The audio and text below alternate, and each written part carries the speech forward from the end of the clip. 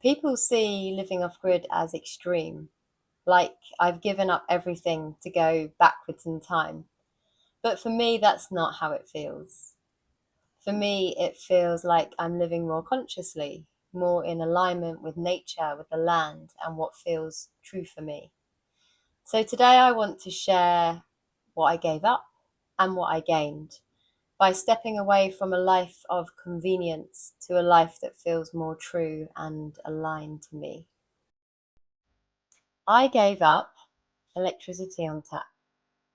I can't just plug something in and expect it to work.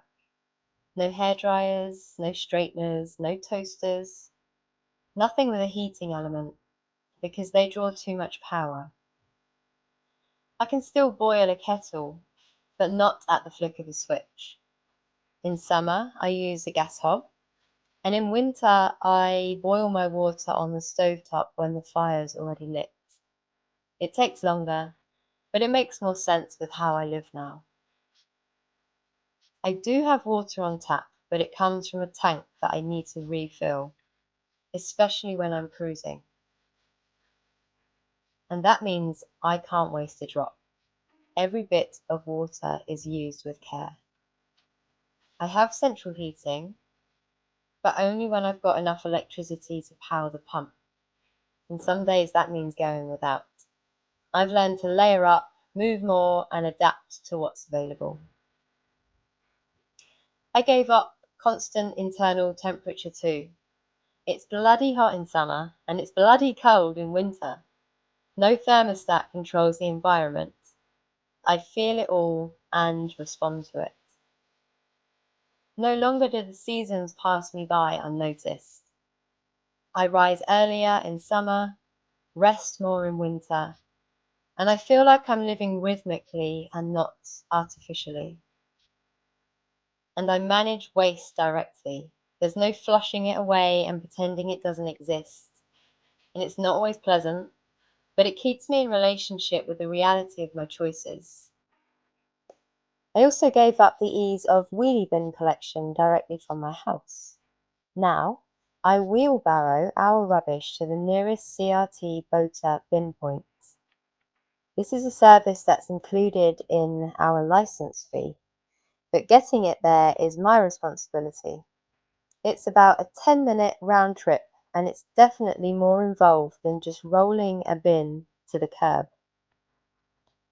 And I gave up mains gas. These days, I rely on bottled gas. When the local fuel boat comes by, I can swap bottles easily on the water. But if I run out in between, I head to the garden centre.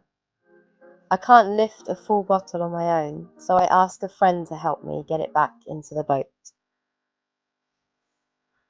Not having a wheelie bin was a reality check. It made me face how much waste I was actually contributing to landfill. Now I look for cardboard or paper packaging that I can burn in the log burner. I try to avoid plastic where I can. And I've become more mindful of what I consume because I can't just throw it away in the wheelie bin.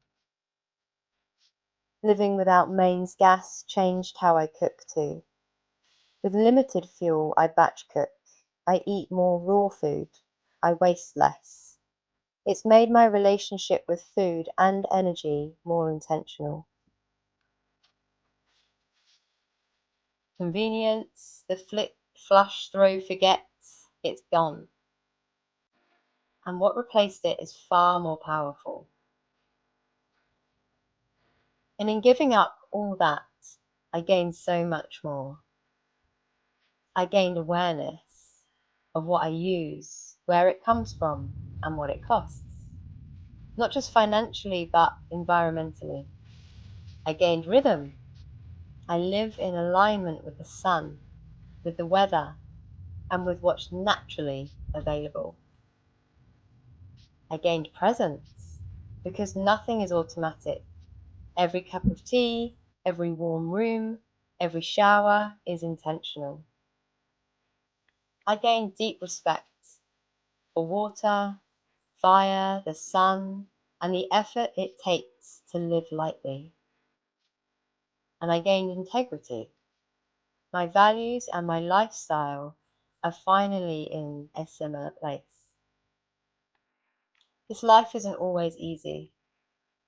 Sometimes it's cold fingers, low batteries, or planning when and where to fill my water tank when cruising. But it's real, grounded, and it's brought me back to something I didn't know I was missing.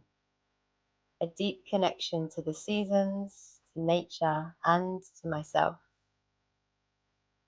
I gave up comfort on autopilot, and in return, I found a life I'm proud to live.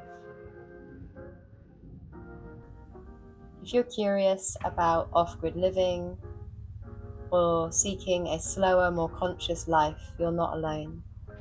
Subscribe for more reflections on living in tune with nature, and tell me, what have you had to let go of, and what did it give back to you?